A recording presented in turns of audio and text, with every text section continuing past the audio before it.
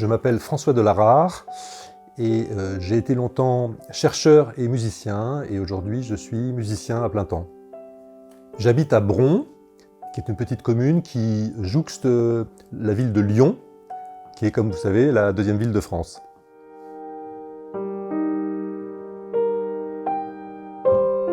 La première passion historiquement pour moi, c'est la musique, qui a démarré quand j'avais l'âge de 4 ans. Il y avait un vieux piano chez mes grands-parents dont je tapais avec un seul doigt, et c'est à partir de là que mon histoire d'amour avec cet instrument a commencé. Et depuis cette époque, je fais toujours du piano. Après, je dirais que j'ai fait des études scientifiques, d'ingénieur, dont je suis passé par notamment l'école polytechnique. Et donc, dans la continuité de ces études, j'ai fait une carrière de chercheur en sciences des matériaux, tout en continuant à faire beaucoup de musique à côté. Donc la musique, pour moi, ça a été d'abord le piano, et assez rapidement, on m'a fait prendre des cours avec des professeurs de piano classique. Donc la musique classique, je dirais, est le premier univers musical auquel je me suis frotté.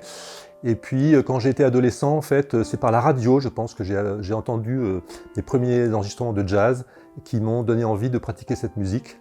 Mais ce n'est que beaucoup plus tard que je me suis formé au jazz, après avoir terminé, en cours de mes études supérieures, en fait, à l'âge de 20 ans.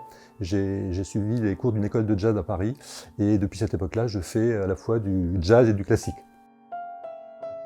Pour moi, ces deux activités au départ sont indépendantes. Une qui m'est venue, je dirais, par ma famille et par une pratique en parallèle avec celle de mes études.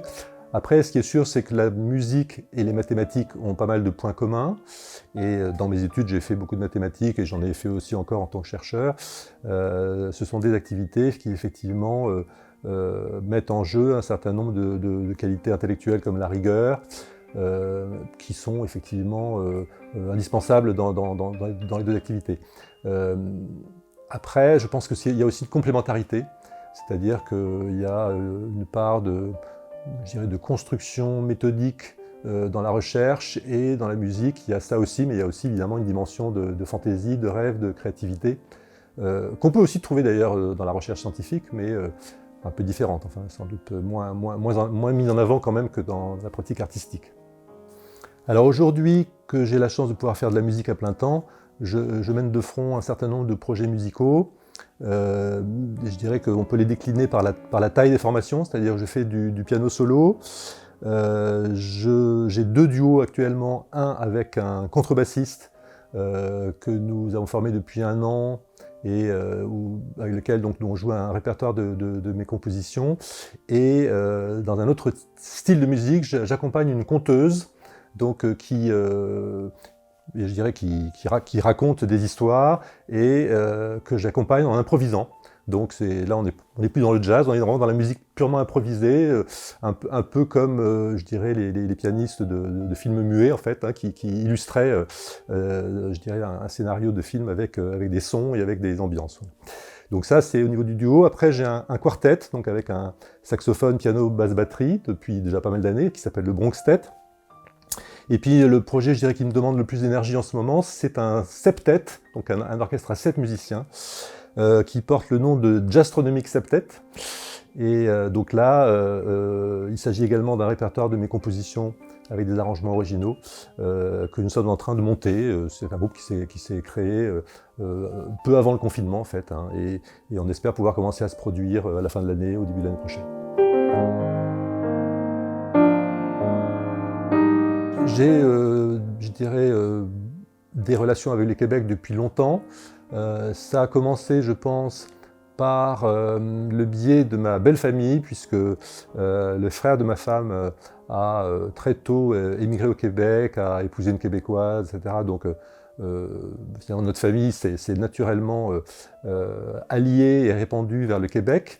Et puis ensuite, professionnellement, j'ai été amené à travailler avec des équipes québécoises, et j'ai même été, en tant que directeur de thèse, encadrant ou co-encadrant de plusieurs thèses de chercheurs québécois, en fait, voilà, dont certains d'ailleurs sont venus en France après. Donc j'ai eu pendant toute une période de ma carrière des relations assez régulières avec le Québec sur le plan professionnel. Il y avait, je dirais, deux équipes très fortes sur le béton à l'Université Laval et à l'Université de Sherbrooke, Et j'avais d'ailleurs dans mon jury de thèse le professeur Aitzin, qui était un grand professeur qui était à Sherbrooke, et qui était d'ailleurs un Français qui avait immigré au Québec quelques dizaines d'années avant. Alors, je pense que l'impact du confinement sur la musique est assez paradoxal, c'est-à-dire que d'un côté, le fait d'avoir coupé ou d'avoir limité les relations sociales et humaines pendant plusieurs mois a fait que les gens se sont recentrés sur eux-mêmes et sur, par exemple, des pratiques qu'ils pouvaient avoir. Par exemple, pour les pianistes solistes, c'est vrai que le confinement, c'était un bon moment pour travailler son piano. Ça a été aussi un moyen, finalement, d'utiliser Internet pour finalement diffuser des musiques, puisque les gens étaient beaucoup plus sur Internet qu'ils ne le faisaient d'habitude. Et on a vu pas mal de groupes qui ont enregistré et qui ont diffusé leur musique par les réseaux sociaux, par Internet, etc. Il y a même des orchestres qui ont enregistré des œuvres, chaque musicien étant chez lui. Bon, tout ça, ce sont des pratiques, je dirais, qui sont quand même un petit peu dégradées par rapport à ce qui est, évidemment, la pratique normale de la musique, qui est le concert, en fait. C'est-à-dire la musique en live, la musique présente avec des spectateurs en face de musiciens.